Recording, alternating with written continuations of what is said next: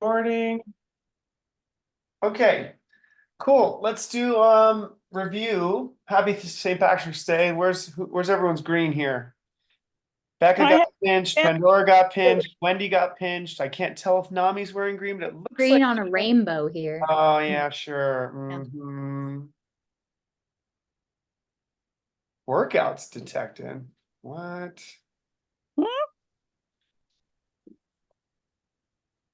Oh You wow. can't pinch me. My eyes are green.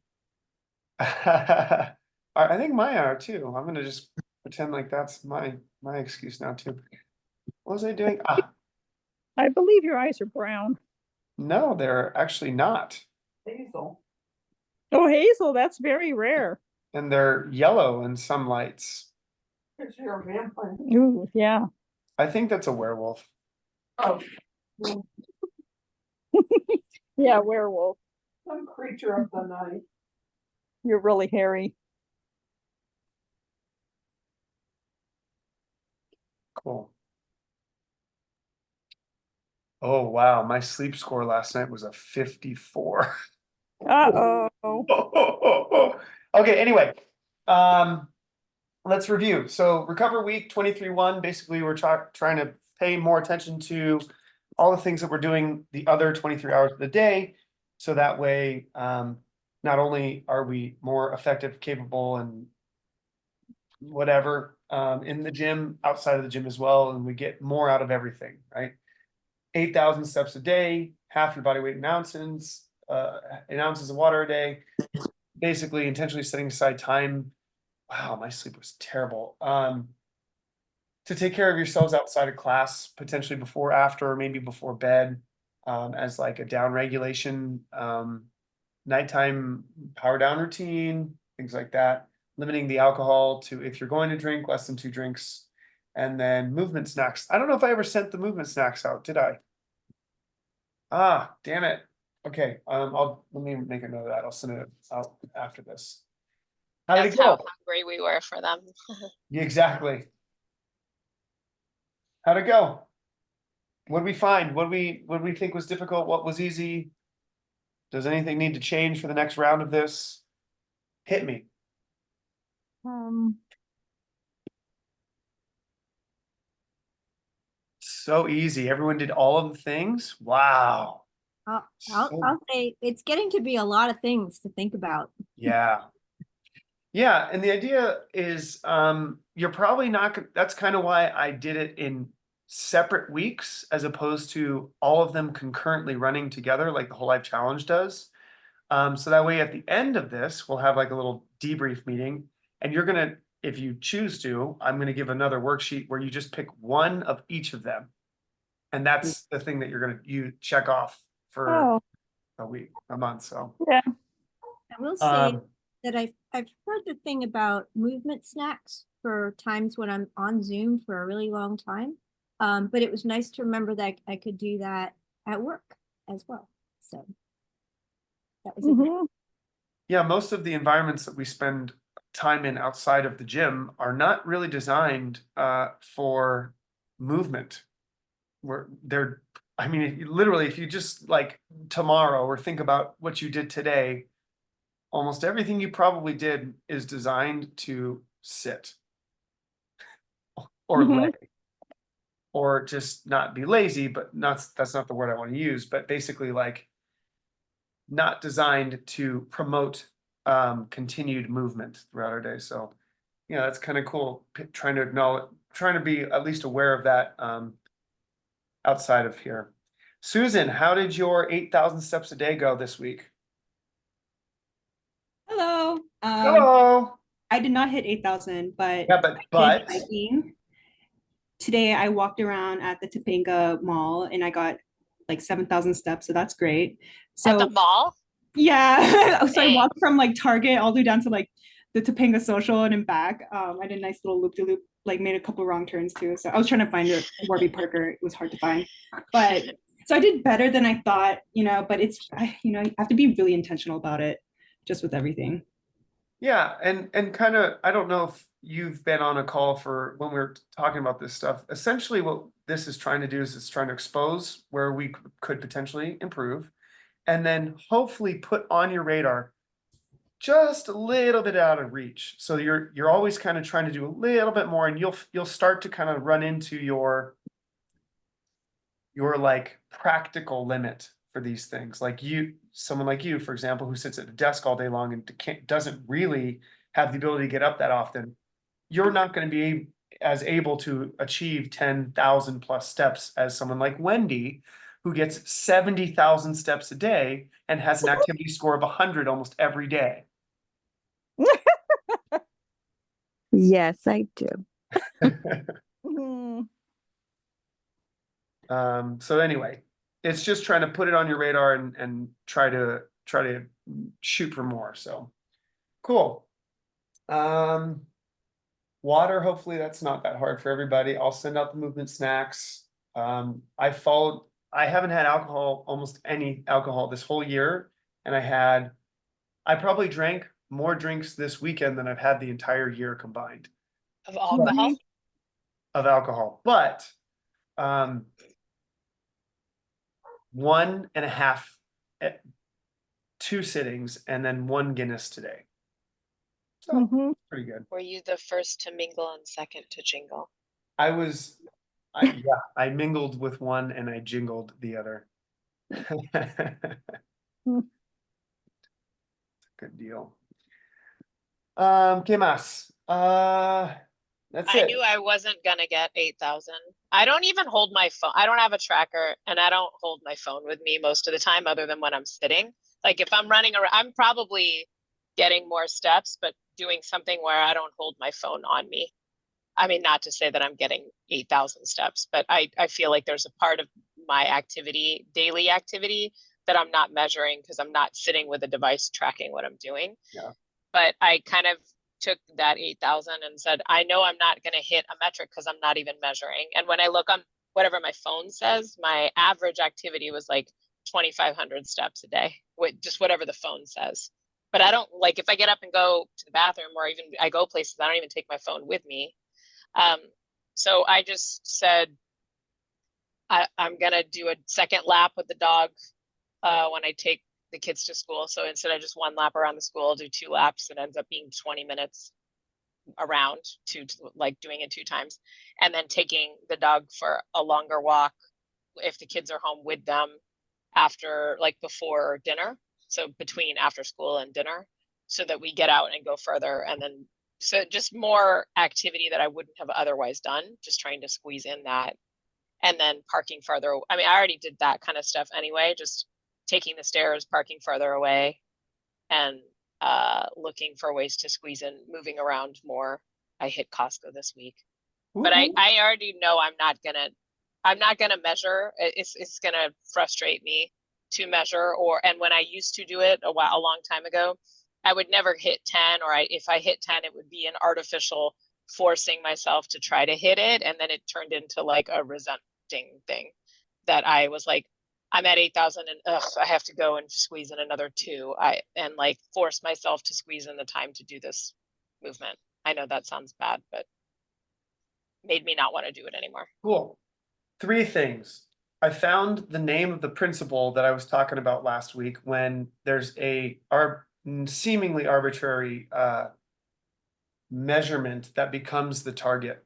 It's called Goodhart's law. So basically, when you measure something and then the measure itself becomes the goal, it ceases to be a good measurement, because you're no longer like, if Fran is your goal to measure fitness, you then get better at Fran. It doesn't necessarily mean you're better at more fit. You just got better at the skill of doing Fran, for example. Mhm. So that was Goodhart's law. Number 2, oh, how was I going to do this? Damn it. You kind of did a good job, Steph, of identifying the point of the 8,000 steps minus removing the measurement of that itself is just increased activity. And you did a good job of figuring out a sneaky way of adding it, right? You're already doing something, do a little bit more of it. You're already walking, add 1 more lap, right? And like stacking, you're already at Costco. Let's go up and down every aisle. Who knows whatever it is, right? Basically, that's the way you're going to increase. It's not going to be, it gets really Let me hard. stop everything and go for a walk, like Right, when I'm it's not about to really go for a hard to walk. do that. It's really hard to get yourself to do something like that. Especially when a lot of these things don't have immediate payoffs, or like we all go to the gym all the time and we eat relatively healthy and we're staying pretty on top of our stuff. We don't need to do all that extra, right? That's not really the point. The point is just trying to find simple ways that we can kind of just like sprinkle in a little bit of this stuff, a little bit more in our daily lives. So great job. Cool. How about the water? The first two I think are the most important, the water and the increased activity.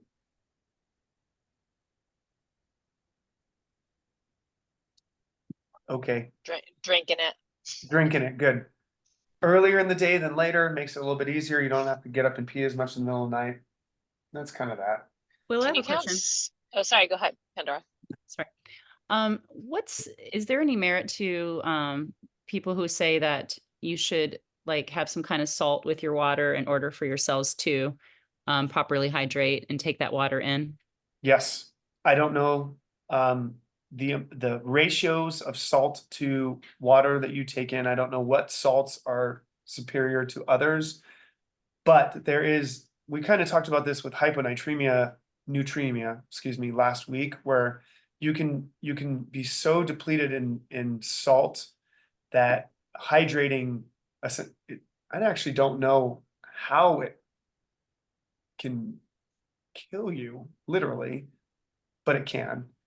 The other end of that spectrum is just improving overall hydration. Essentially, the idea is you have salt and your body holds the water better, like it retains it better for you. That's the extent of what I know about that, though. I can Google it. Pandora. So I tried the like salt packets before I ran the half marathon, and I was like fine. Like and I'm someone who already drinks like a lot of water. And I thought they were helpful. I don't drink them every day because I feel like that's a little extra for me. But I did it like starting like I think like 36 hours before. And then I felt like very hydrated. Like I felt like at my best. And then I like recovered pretty quickly. So I think there's some merit. Yeah, and I don't know how anecdotally, much. And I only did like half the packets because they were like, I don't know, they were like 1,000 milligrams of sodium. And I was like, that's a lot. Like that's a lot of sodium. So I did like half of a packet at a time. Also because it was disgusting if you tried to drink an entire packet of that. are you drinking Element? I like I panic ordered it on Amazon like 48 hours before the half marathon because I didn't want to like kill myself by drinking too much water because then I was paranoid that I was going to die. Did you run in the marathon today? No, definitely not. I ran a half marathon. She ran a half a couple weeks ago. There's no chance I'm running a full one. Anecdotally, I don't know the exact science. Essentially, you're trying to replenish electrolytes that you lose in sweat. I have definitely, I do know that, like, I forget the exact percentages relative to how much water loss, but it's like every 1% dehydration, your performance decreases by like 10% or something like that. It's drastic. Whatever the ratio is, it's drastic. The guy who started Element, his name is what's his name? Rob Wolf. I think I actually talked about him in the Eat Week. He's essentially the guy who kind of like popularized the paleo diet, and wrote, what was his first book? Born to Eat or something. I don't know. No, Born to Run's the movement book. I don't know. It doesn't matter. He's the one who basically says 1,000, and people, I haven't seen that amount of sodium in a electrolyte supplement ever, other than his. And I've never heard anyone else say it aside from that amount from referencing him. So I don't actually know what the numbers are. All I know is for example, it tastes super duper salty. And I cannot have a whole packet. I have to do a half packet in 32 ounces of water, and it's still kind of salty. So, Mhm. but it definitely helps, 100%. Is it the same if you just go heavy on the salt on your I food don't throughout know. the day? It seems like it should be, right? Yeah. It's the same thing. So it I guess so. I don't know what else is in it. It's probably more than just sodium. It's probably some potassium, magnesium in there as well, but I don't know.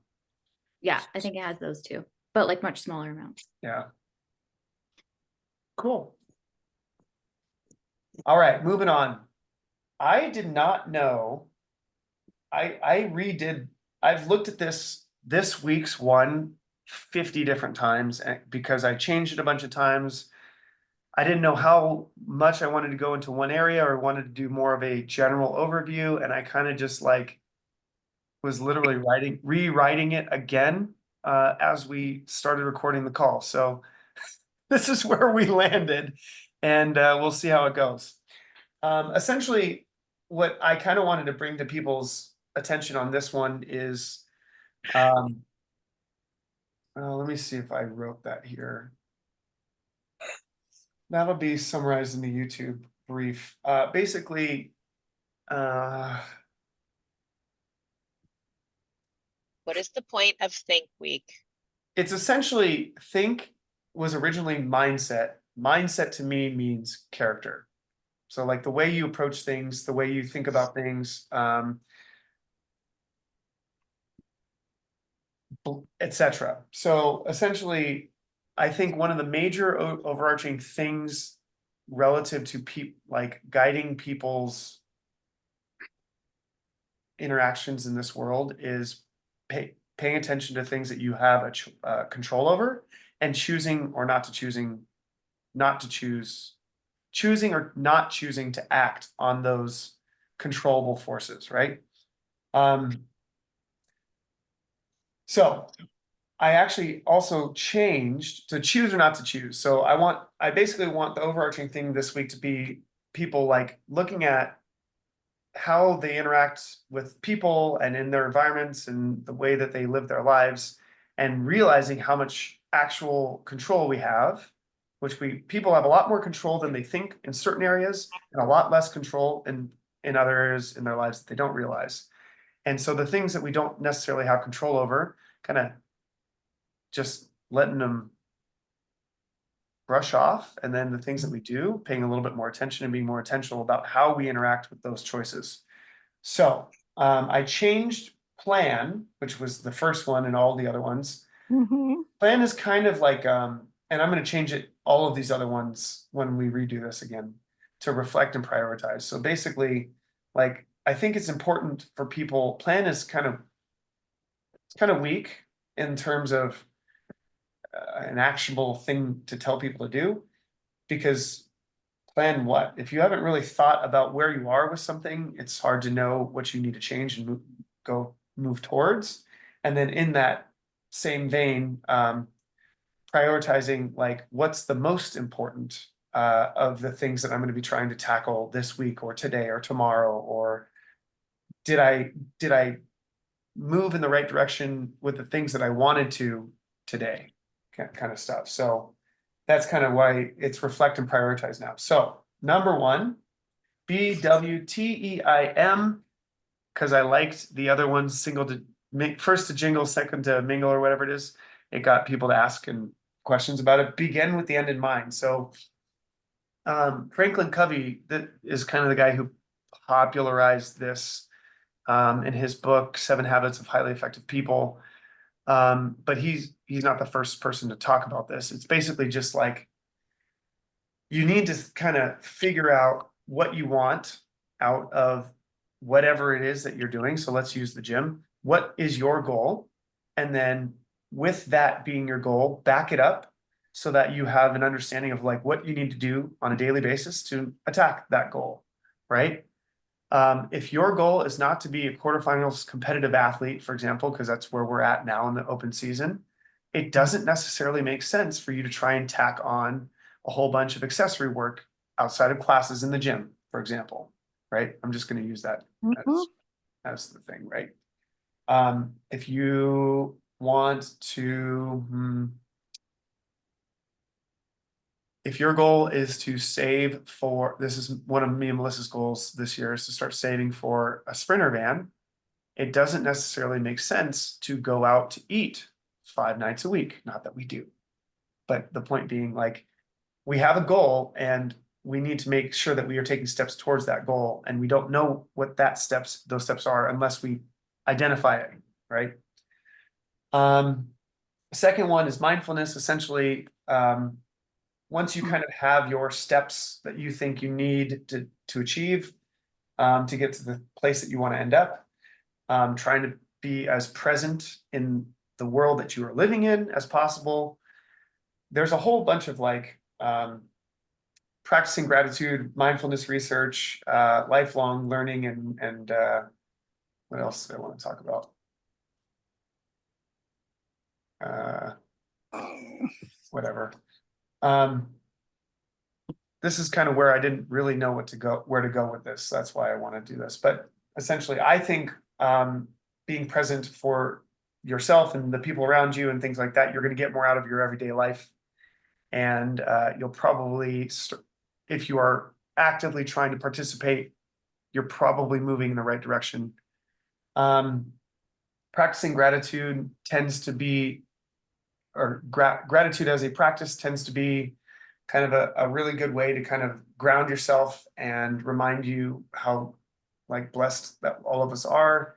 So when things are really nasty and seemingly pretty difficult, you can realize that, well, it could be A, it's not as bad as it may seem, and B, it could be much worse, but pay attention more to the positive side of that, right? Explore is kind of like I think that people don't do enough. A lot of people have kind of like, including me, stopped growing as like stopped challenging themselves, right? For everyone on this call, relatively, right? Let's just use CrossFit again as a example. CrossFit's not that hard anymore For you. for everybody. Think about what you do right now, and think about day one if you had said to yourself that you were going to do that. That's very different, right? We have started to get more acclimated, as we do with everything, right? We get good at whatever we tend to practice, right? So I think people, like, I'm trying to learn Spanish, and I'm going to start next quarter. My major goal is to work on my truck and do as much of the stuff that I want to do and learn about working on my truck as possible, right? I think a lot of people have a tendency to stop growing outside of maybe their professional lives. And I think there's a lot of merit to that kind of stuff. So that's what explore means. Basically, just like look for that day, it would be look for something today that's going to challenge me and kind of like sit into the challenge a little bit. And then long term, it means like look for maybe something that you might want to get better at. TOITW is essentially like the obstacle is the way, kind of what we talked about a little bit with gratitude, in the sense that if you have read any of Ryan Holiday's stuff, this is one of his major overarching themes. Basically, like aside from I'll come back to that. Basically, we grow and our lives are improved through challenges. And by avoiding challenges, you tend to stunt the experience of life. And he essentially is like trying to teach people like seek challenges out, kind of going back to explore, like seek new opportunities and experiences out so you continue to grow. This is all about growing who you are as a person, growing in character. One of the things I'm going to put in the little post about the little YouTube blurb is essentially like the bigger you are as a person, the more capable you are physically and mentally, emotionally, spiritually, the more you can connect with the people around you, the more you can give to the world around you.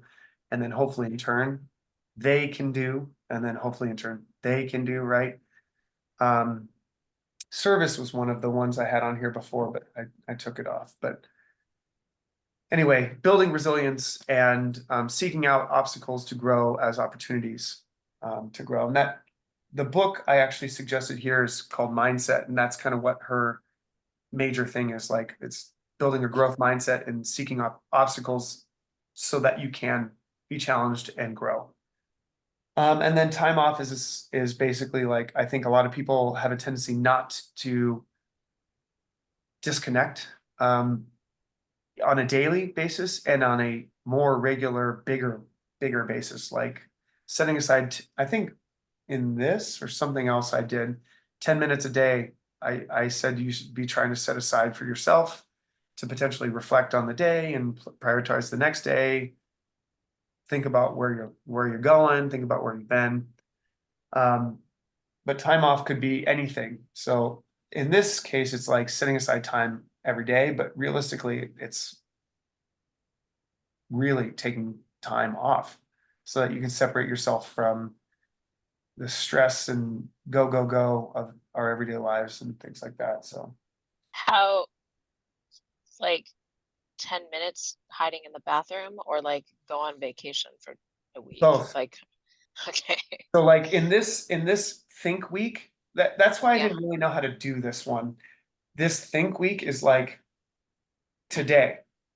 You set aside time today for yourself to sit with yourself and do these things, right?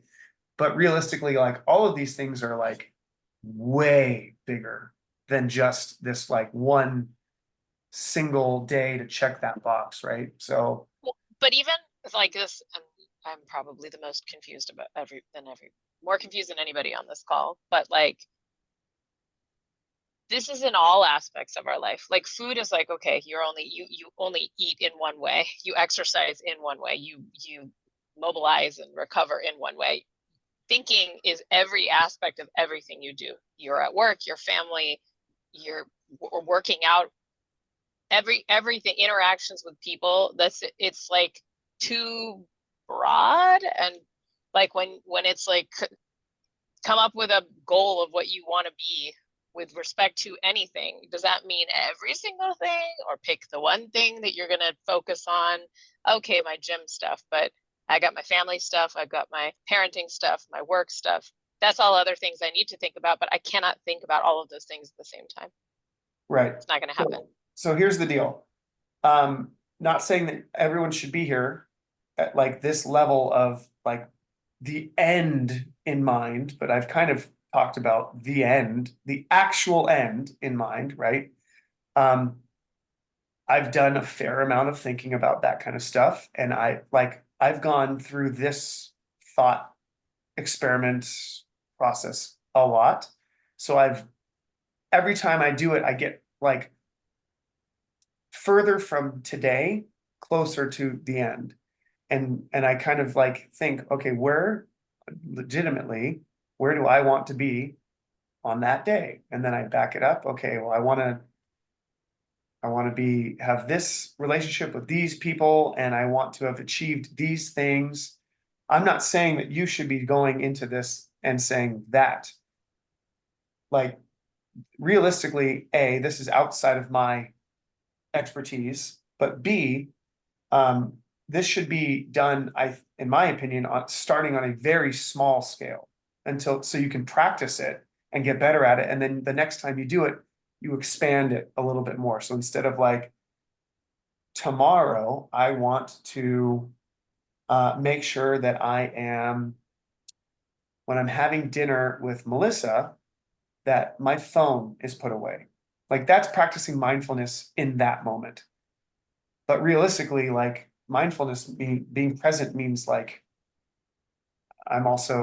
it's more than just that, and hopefully it's more than just that little tiny little piece of time. So every time you do it, it expands a little bit more. Same thing with practicing gratitude. I'm thankful that I have a cell phone. No, I'm thankful to have been born in the US and not Ukraine, right? Or something like that. Like there's Mhm. huge layers above this, depending on how high you want to go take this. Same thing with like looking for some kind of challenge tomorrow. Like, what's the workout tomorrow, Mom? Deadlifts and wall walks. Okay, so for my mom, she can go into tomorrow and she's looking for a, she is going to try and find a way to challenge her wall walk. She's trying to challenge her deadlift as much as her wall walk is, right? The wall walk's already challenging for her. So she will get more out of tomorrow's training session if she does dead stop deadlifts, right? Okay, Starting genuinely, small. why would she want to create extra challenge when she already has a challenge? Yeah, it wouldn't. She Shouldn't doesn't you? need to. I'm just trying to use that as the Well, example. but the challenge, like going to the point about looking for challenges or adversity to grow your character, are you seeking it or are you accepting it and saying, my life doesn't, my mindset is I'm not the victim, my life doesn't suck. It's that, okay, a challenge is going to help me, so just embrace it and get through it. Like, So not, I want to find very difficult things in my life to be a better person. We're stuck with difficult things in our life, and how we deal with them will help us get through them and get some benefit out of them. both, right? Steph, I have So an example for you, but it might not be helpful, but it might. So, because I've done a lot of thinking about this, like in the past many years of my life, and I found that the thing that I struggle with is presence. I'm often like I'm very like not present. We'll put it that way. And so I found that like the place where I feel like the most close to like 100% present and at peace is like in the ocean. So I've been trying to like find, because it's like not realistic to like go to the ocean every day for us because we're like in the valley, my worst nightmare. But like it's fun. Mhm. So I'm trying to find ways. I haven't figured it out yet, but like clearly it's like water. And so like I'm trying to figure out, is that like a bath or a shower or a something else that I haven't figured out yet, that like how to like put yourself into that feeling of like Hawaii for me basically is like my very happy place. I know it's like everyone's happy place, but it's like a special place for me. And so like figuring out how I feel like I'm in Hawaii, but I'm like here is what I'm working towards. I haven't figured it out yet, but I and feel you're saying finding the like the base of like wherever I feel the most present, and then like if it's not something that's realistic for every day, I have to find what's realistic for every day because it's not going to happen unless I do it intentionally. and Yeah. you're saying that the obstacle that you're trying to achieve there happens to also be the mindfulness component of that. Is that what you're trying to kind of If describe? mindfulness means presence, then yes, for me, it's very much like presence. Yeah. And so like another example would be like I kind of CrossFit's so dumb, but I'm blanking on better examples. That will whatever the workout is tomorrow for me is not probably just to execute it that difficult. Whatever it is. Like that's kind of where the level of my fitness is in terms of these skills and things. So if I want to continue growing, I have to figure out ways from um To I challenge yourself, I because like have just I as have to written, do it. it's just like you'll go through the motions and you Right. won't, like somebody lifting the same weight all the time and it becomes easier and easier, but they never increase the weight. Right. Like they continue to do And the then it same thing. eventually will not be, it will never make them better, right? That's a great example. I So mean, there's so many examples outside of fitness, though. I mean, as side of like fitness, to it's Stephanie's endless. point, it's across everything. So, Yeah. like Stephanie, I think what you're getting at is you don't always have to seek out challenges, especially as a mom with kids and work and all the things like I Plenty. have plenty waiting for me, but I'm just just thinking reframe. more. I mean, just Yeah. reframing those challenges and thinking about them differently, I think is what you're getting at, right? Yeah. Yeah. I mean, so there's two things, is that I'm overwhelmed. I mean, I'm always overwhelmed, but I'm overwhelmed by the idea of like, well, where do I start being mindful? Obviously, if I say it is pretty easy for me in the gym to find ways to be mindful about what I'm doing in the gym. Like, because why am I here today? What do I want to get out of this particular workout today? Do I need to improve this? Is this challenging enough? Is this way too freaking hard for me and I need to scale? Like, that's the exercise I go through regularly. So that makes sense. But then it goes to, okay, in my career, what do I want out of my career? Long term, short term. What is this decision today going to have on effect on my future? If I wanted something and I want to be this in 10 years, and then some shit card got dealt to me, and that's not the path that I have at the moment, or the roadblock, that's where I'm viewing an obstacle got thrown in my way. Do I go, oh, I guess my goal isn't going to happen? Or do I think, what's the other path to get to my goal? I got to go around it. So figure a way around it. But usually the obstacles in my life were not voluntary. Like, I didn't choose the more difficult path. The roadblocks are in my path all the time, and they're just like constantly like this. And then you're just hopping over whichever ones you can. But there are too many, like, not too many. It's just there are a lot of layered life goals that overlap and potentially conflict with each other. Because if you want this career path, you can't do this with your family, or you want this or that. So you always are like, I feel like I'm constantly adjusting the goal, because which one is my priority today may not be my priority tomorrow, or the facts change tomorrow and I have to focus on something else. And so that's why I'll get through this week. It's fine. And I understand the point of this week is to be more mindful than I was yesterday. But I think it's difficult in a vacuum to say, like, I'm going to focus on particular goals when you have so many other goals that are impacted by the particular goals you choose. And fitness isn't really like, I feel like it's a micro goal versus the macro goals in people's lives. So, two things. It's so fine. Any obstacle, whether it's actively sought out or thrown at you, and it had nothing to do with your choice. It's not just like trying to get through, it's how you get through it, right? So Right. it's And how you choose to get through it. How do you want to deal with Right. it? Crawl Right. into a hole and be sad, or be like, this is my life and I need to come up with a different way. or yeah, I mean, like, more than that though, like really, how did you go through that process? Are you proud of the way that you interacted with are you near anybody right now? Like, is anyone around you? They're far away. Why? So like, No one listens to how me. did you communicate when you were dealing with, like, the way that you were speaking to Elliot when you were trying to reprimand him, right? Mhm.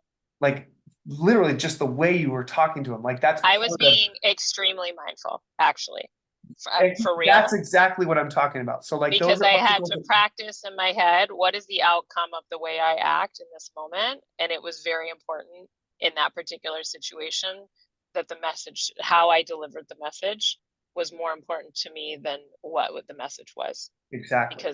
Because the message I was delivering could have, I was not in a place, like, like, anybody that's a parent, like, you can choose to be reactive and angry, not choose. I mean, sometimes it happens and you're trying to fight being that way. And I had the benefit of time to think about it before I said anything and plan for what is the impact of the way I'm presenting this information, and how will this impact my relationship with this person. Yeah, because you're not you're raising a human, another person that hopefully will have their whole life to do all of this stuff, right? You're not just trying to fix that one moment. You're trying to raise someone who can take care of That's my themselves. end goal. My end goal is not to have little mini assholes. So Perfect. like, So then my second thing I want to talk about is you do have overarching priorities and principles, right? Eventually, when you distill, like, eventually you've gone through this process enough times that, like, you will distill down to like a prioritized thing. These people, these accomplishments, you will come back to the same thing a lot. And then you'll be, okay, that really truly is something that I want for out of my life. And then every time you come back to it, you're going to be in a different place in your life. You'll have gone through different things. You'll look at it differently. But the more often you can kind of return to those principles and priorities, it makes the decisions in your everyday life and how you deal with obstacles and problems and opportunities, even positive things. It makes dealing with that stuff a little bit more consistent and easier. Like, Yes. I don't know if any of you saw my crazy Excel spreadsheet of my, I want to show What? you. Your week daily planner? Yeah, or my your- week. Let me show you this. God, William. The fact that you have that rigid of a schedule, you're very lucky in your life. Well, is it luck or was it intention? You chose a life path that allowed you to have a very rigid schedule within your control. I love that you started this with reflect, Will, because I mean, at the end of the day, to really all of these things can be accomplished by a simple reflection practice. Like if you just, even if it's just 2 minute stuff, like if you're like, okay, I got to lock myself in the bathroom for 2 minutes, but just taking a moment for yourself can also be a moment to reflect on your gratitude of the day, or reflect on a challenge you're going through and reframe it for yourself. Like, okay, how can I view this thing that's happening to me so that I feel like I have more agency, more control, can see the good in it, which is also an opportunity to like figure out, okay, how can I get the most from this challenge, which is kind of hitting on that resilience piece. So I've been doing a daily reflection, quiet time practice for 16 years every day, even when I was raising my boys, who are now grown men.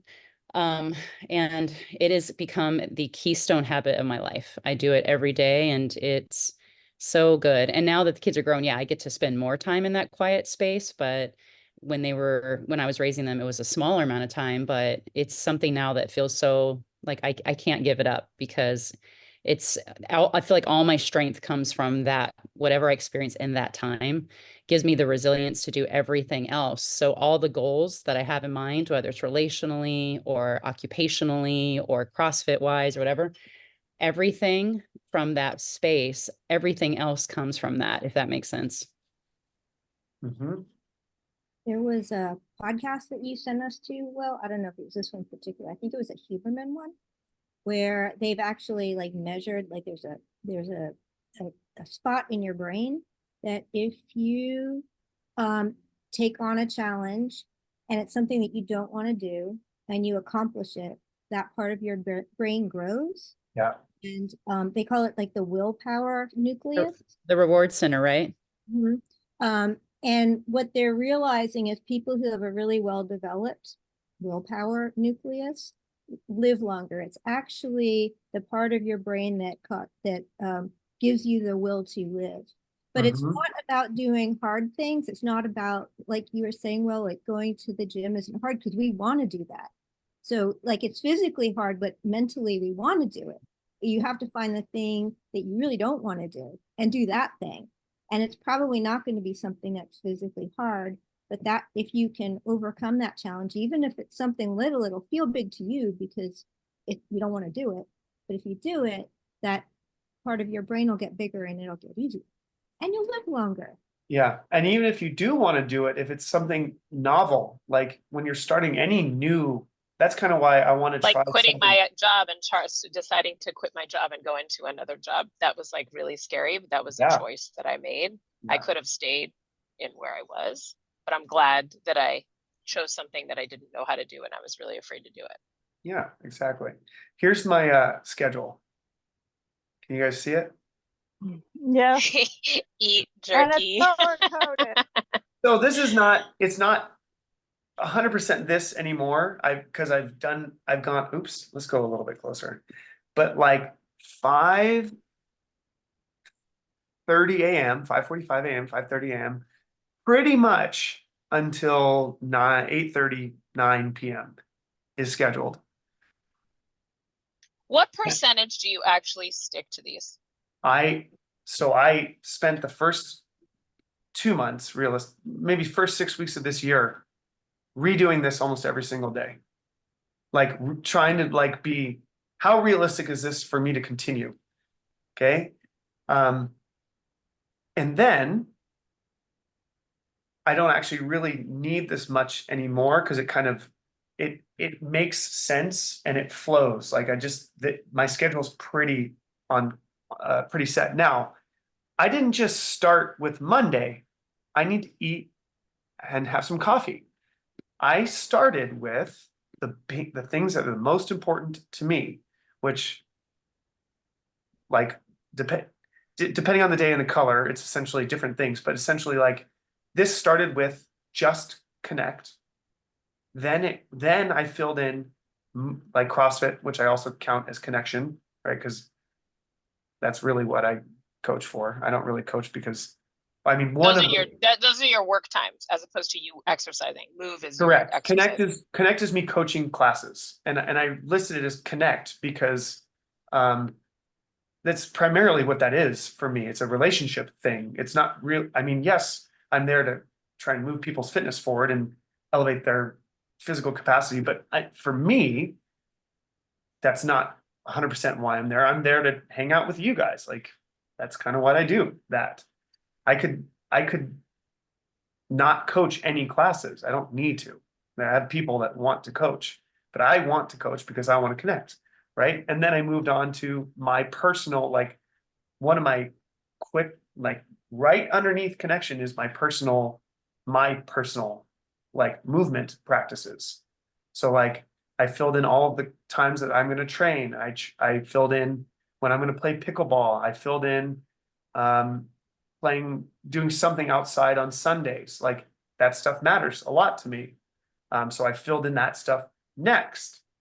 And then I filled in, even though think ideally shouldn't be third priority, but think. So what I call think is like quadrant 1 and 2 stuff. If you know what the Eisenhower matrix is, it's basically like all the important and urgent, or all the important and non-urgent stuff, and then all the Q3 stuff that I don't need.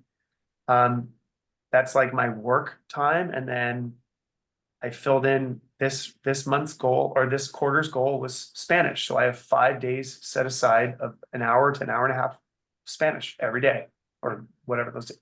And basically I just fill it in. And like when there's no more room, there's no more room. Is this a template you found on Google? No, I made this. It's really impressive. Your I like a template. good spreadsheet, man. That's But like, what awesome. do you do when you have a class you have to take on a Saturday and Sunday and a test all day, and that screwed your whole Saturday, Sunday? So the Jocko Willink philosophy, like discipline is freedom, that was one weekend out of 3 months of pretty much 90+% compliance to this. I'm okay with that. Now, if it was just like, I hope I get this in, I hope I'm able to go out with Melissa and have a date night or something like that, it probably wouldn't consistently happen. Right? So the hiccups, the unforeseen things tend not to be as disruptive if you're more intentional the rest of the time, I guess. So yeah. I think this is very valuable, but very difficult to do when your schedule or life revolves around other people's schedules. Yeah, I know that mine is almost as simple as it gets. The only life that would be simpler and I would have more control over if I wasn't married. I mean, And you didn't have dogs or something. and like, then were didn't you- also have dogs. Dogs are pretty easy though. Melissa's a nightmare. No, I'm just kidding. Oh, I'm just or kidding. even, or I like don't if believe you. your mom wasn't in town, like you wouldn't have family Exactly. to connect with anyway, Exactly. then Like Melissa, yeah, but I was one thing Melissa I has to do, set I have aside a, time to. Right. Pardon? I'm so sorry. I was going to say, I have just to kind of help Steph, like I have something really similar, but I call it the ideal week, Steph, because like things inevitably happen. Like I have to travel, I have to go, go out of town. And so like that can really change it. And so I just have it as an ideal week. That way I kind of keep it as like a mind, like, okay, when I can do it, this is what I ideally want to do, but then give myself grace on the days that I can't help it. Oh, already. Oh, I have that. I don't have it written out like Will, but like if it was purely within my control, knowing what other responsibilities I have, what do I layer in that's important to me? But Yeah. then I have to accept that sometimes my calendar has to shift, and where am I willing to shift? What are the things I'm less willing to shift? Like, I don't Yeah. like to give up going to the gym unless I have to. So like, Mhm. that's one of the things that I will bend over backwards to do something else some other times so that I don't miss my gym time. But yeah, when I was single, even when I was married, but we didn't have kids, it was like the schedule was super easy because you just make your own schedule. So you figure it out, and then you try to connect with other people. But when it's like literally another human relies on you, like, you're lucky, Will, you don't have to, you're not a primary caregiver for your parents. It's like your life would change if one of your adult family members got sick and needed your care, because Right. the things that are important to you, like, you have to move them around because you're taking them to the hospital or something like that. Right. I don't ever want that for you guys, but I'm just saying, like, shit happens. Yeah, so absolutely. And essentially what would happen is and I basically, when I'm really on top of this stuff, I'm sitting down with it, like basically starting it over once a quarter. I sit down like once a month and like review, hey, how's this going? Like weekly, when I was setting it up, was like, that doesn't really work. I need to move this around. And then I essentially what I try and do is I try to leave buffer. So in the event that I do need to move something around, I don't have to get rid of it. I can move it around to something else. And then, what I was gonna say is this is like the I don't umpteenth, the ambiguous like A lot. 70th, right, time I've done this. This is not the first go. I've done this a lot of times, and so every time I do it, it makes it easier, and it gives me an opportunity to like, okay, this is clearly not my priority anymore. Like, it's a year ago that the training one would have been two hours every single day, 6 days a week. Now it's 1 hour a day, 5 days a week. Because that's not my priority anymore. I have other things that I want to accomplish this year. So the more often you revisit your goals, the more often you reflect on your day, things like that, the easier it is to move those pieces around. Because I mean, I remember what it was like. I don't have kids, but I remember what it was like to be a kid, having to go to swim practice. My parent, I can't believe what they put up with to do what we did. I can't believe it. I would never do it. I would never ever do it. I say that now, but realistically, like, they had to probably leave work early to pick me up from school. They had to then drive me to swim practice pretty much probably straight away. And we weren't getting home till 8 p.m. Kind of what you're doing with your kids, right? Every single day. And then on the weekends, we would do swim meets almost every weekend, probably 3 weekends out of 4, maybe 2 out of 4. We had a swim meet, it seemed like. Just like, unfortunately, some of your personal priorities might get put on hold or have to take, you only get little smaller pieces of them. But when you're intentional about like, okay, I still want this, maybe it extends the timeline that you're willing to accept for you to accomplish that goal. Or it might shift your goals completely when you start reflecting on this kind of stuff regularly. So it's just, and then, and that all starts with setting aside time to think about that stuff. Which is also hard to do. So Which is meaning hard, even yeah. that micro exercise of, even if I said I need 5 minutes by myself to not be bothered and to focus on what was the point of today, that I don't already do that. So that even doing that will be an improvement. So like your 8,000 steps a day, it's setting aside time. Just like that's the beginning. That's the first step, right? Is setting aside even 5 minutes. Win, right? That's more than 0. That's more than you've done before, right?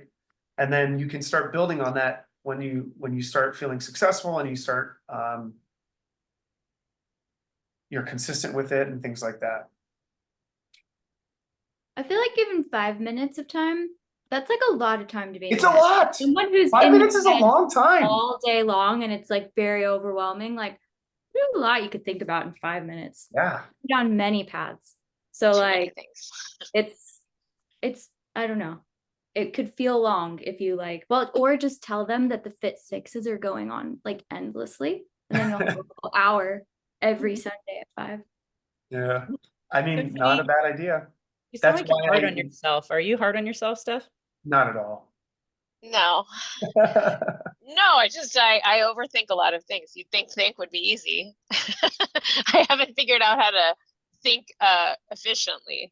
That's my problem, is that there too many things seem like just constantly swirling, and then you overwhelming. You can't decide which of the things is the most important at any given point. Then you'll get nothing done. You just think about it all the time, and then just kind of just pick the first thing that just you grabbed onto something and do this, and then grab the next thing, do that. But sometimes when you do that, you're like reactive. You're not proactive about, why am I doing this thing? Why am I doing this thing as the priority? And why am I giving up that thing to do this thing? Because sometimes, yeah, I lose that. I mean, yeah. And the whole point of all these things is like, yeah, we're better off than not even coming to these meetings and not even thinking about it. Maybe we do like 10% of the things we'll suggest. 10% is still better than 0. But and I don't do all these things either. I'm not 100% consistent with this stuff all the time. It's all of us are trying to just grow, right? We're just looking to try and do some of this stuff more. So we take more, we have more agency, which is, I really like that word. I forgot I typed that and I like that word. But Becca, to your point about like presence, yeah, it's very easy to not be present when everything is moving so fast and feeling like there's a pile of other things. If I'm not doing this thing in this moment, there's like 1,000 other things that are waiting, about to bubble right up once I stop this thing. That it's like really hard to be like, what is the point of why am I doing this in this moment? Slow down.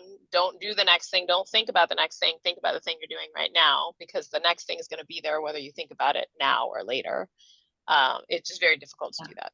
I think like the reason I come to these, it's like we already know all these things, like because we already go to the gym, like, and we read Will's sheets, and like I read your messages. But I think it's like then in times where it's like more difficult times than normal, I'll be like, all right, Becca, just drink your protein shake. If that's the only thing you do today, you could just like do that. But like 5 years ago or whatever, before doing these calls, I wouldn't have done that and I would have been worse off. So it's like, if I can find one thing that then comes naturally 5 years down the road when something is going on, then it will have been worth it. And I think that comes from like talking about it on these calls, even though they seem like, I don't know, like, because I've already seen all of you people in these before. Like we've all done all of the challenges, but we keep showing up, probably because it's like, I don't know, for me, it's like, then it will become more natural when I need it to be. I think it also helps to hear that other people have the same types of challenges or similar challenges in sticking to these things. Like, just because I know that I should be eating a certain way doesn't mean I always do eat that way, or like, so it's helpful to hear other people's experiences with the same thing and ways that they've been able to overcome the more difficult parts of things. It's nice to have a reminder. Totally. Like when I was saying every day I do this thing, no, except for when I'm in Vegas at our trade show and I'm in Denver at our national sales meeting. And you know what I mean? Like, so, but over time, it's what I do usually, So I think giving yourself some grace, all of us, to just sort of, like Becca was saying, or Will just said a minute ago, we're not always hitting this 100%, but man, if we can hit it more than not, like, we're ahead than if we weren't doing it. Becca, I'm gonna think of you and think, just drink that protein shake. Drink that protein shake, for real. And then I'll feel like, hey, I can do that. It's like, it sounds so silly, but like over the last few months, I've had a very difficult time. And it's like, if I can just like drink my fucking protein shake, then like I will be a slightly better person. Joking aside, that's a true thing too, though. Like you're doing something that you have control over, which, I mean, beyond just making sure you're getting your protein in and making sure you feel good about it, it's actually a lot bigger than just drinking your protein shake, right? Yeah. So don't discount that. Like I made like 3 doctor's appointments that I've been putting off for like 3 years. But like that's self-care, like, it's just like, okay, it's not any of the things on these sheets, but like since we've been in the Fit Six mindset, it made me think broader. Like, okay, what else could I be doing to take care of myself? And it's like, I should go to the doctor. So you're prioritizing your health, Yeah. where you would probably be prioritizing the other things in your schedule that make you not want to do those appointments. Correct. And so it's like it has a spillover effect too. And that's the thing that in reflecting, we can find those things that we may not think about right away, but like, oh, wow, like if I really reflect on this, I can think, it's had a spillover positive effect beyond the worksheets, beyond the calls, in that like I'm actually going to go do these things at the doctor that I didn't want to do for like the last several years. So, and I'm sure in all of us could reflect and find those nuggets of things and then be grateful for ourselves for stepping up and putting ourselves into that place of being able to take care of ourselves. So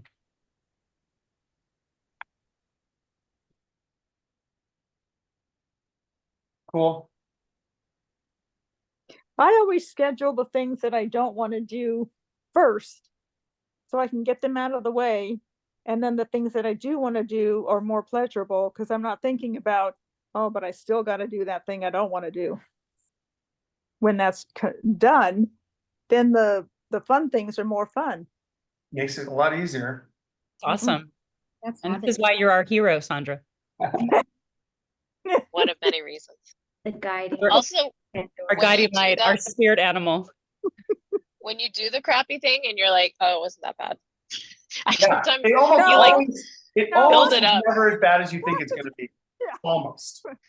The crappy things are always crappy, but at least you don't have to think about it again. yeah, it's over with. I feel It's done. sorry. Cool. Bottom, there's the pretty much the entire character section of my reading list. It kind of applies to this one. So if you still have that link, you can check that out. Daily Stoic, James Clear is our habit guy. I just got turned on to this woman today, and I've seen her speak before, and I don't know why I never followed her before. Her name's Ellen J. Langer. She's the mother of mindfulness, is her name. Or Ellen Langer is her name. She's been studying mindfulness since like Since before there was mindfulness. before it was called that, pretty much. The mother of mindfulness. I want to. It's either since the 70s or for 70 years. That's about the same thing. It's almost the same thing. It's not quite, but it's almost. Regardless, she's got some cool stuff, and she has an Instagram, which a lot of these people who write these, like Carol Dweck, doesn't have an Instagram. Right. It's not accessible on, as far as I know, on Twitter. Like some of these people don't do that stuff. So partly probably because it's a waste of time. They're too busy being mindful. It's an easy time and attention sink if you're not careful. So I deleted my Instagram and my TikTok today. wow. Good for Take a you. week. Take a week off, like just to take a week. Melissa does social detoxes. Yeah, those are good. Hey, Will, I was looking at your reading list. Have you really read all those books? I'm so impressed. All of the ones that have been categorized, yes. Right. I mean, I saw the chunk that was like the ones you are to be read. But do you ever read any fiction? Are you Yeah. all non-fiction? Is fiction fake? Fake. Okay. Well, yeah. Yeah, I have trouble. I have trouble with fiction, nonfiction, and greater and less than symbols. There's like certain things that I've never got. I have to like sit down and write. Okay, fiction is fake. Anyway, yeah, I read tons of fiction, or yeah, fiction. Like Fake. You read tons of fake. Fake. Dude, Fake news. Made the up stories. I just finished the Dune series. Oh, Joe and I just went and saw Dune 2 last night. So good. So good. but you know, some of the fiction from the 70s is now nonfiction. What? Explain that. It was I see. In the predictive. In the 70s, there were no cell phones. Yeah. In fiction books of this, like Get Smart, when he had that phone, like all that stuff is now nonfiction. Mm. I read all of Joe Abercrombie's books towards the end of the last year, like 12 of them. I go on stints. So like I'll like Dune, I'll read all of the Dune books in a row. And then I'll go back to like the reading list stuff. I don't read enough biographies, autobiographies and stuff like that, and historical accounts of stuff, but oh well. Do You you can have look reading in your Google. calendar? It's part of Think. It's kind of think. Who's Jill Abercrombie? Joe Abercrombie. Oh, Joe. No wonder I can't find it. I'm like Googling Jill Abercrombie. Abercrombie and Fitch. No. No. Oh, okay. I'm very, very into high fantasy sci-fi stuff. Very, Yeah. very into it. You know, Neil deGrasse Tyson was talking on some talk show, and he says, you know, that whole the thing about Dune and the those worms or whatever they were in the environment or the planet and stuff. He goes, you know, that could never happen, and it's not feasible in this universe to have any of those things happen. Oh, it was on Colbert, because Colbert said, well, so what? We don't care. Yeah, no one cares. That's the point. Yeah. That's the We're point in that of the world. We're whole- not in our world. That's the point of the whole thing. It's all fantasy. Every It has once in a so sorry. much biblical symbolism in it, though. Like Yeah. so much biblical symbolism. So Oh. nothing's new. Everything's regurgitated off something Yeah. else. Well, Exist- that's why I said fiction becomes nonfiction, because it's all from some prior time. Oh, Was biological. Star Wars lifted from Dune or parts of Star Wars? It seems like it. Yeah. I Yeah. think Star Wars was before Dune. Star Wars was lifted up. No, I don't think so. The books came first. Yeah, Joe said the Dune books came before the Star Wars. They were in came. the 60s, the first book, I think. Really? 65. Star Wars comes from more of like a samurai. It's a Japanese story, yeah. I forget the name of the story it's modeled on, but yeah. Okay, I'm gonna go make dinner. Okay. We digress big time. Thank Bye, you. everybody. Bye. Bye.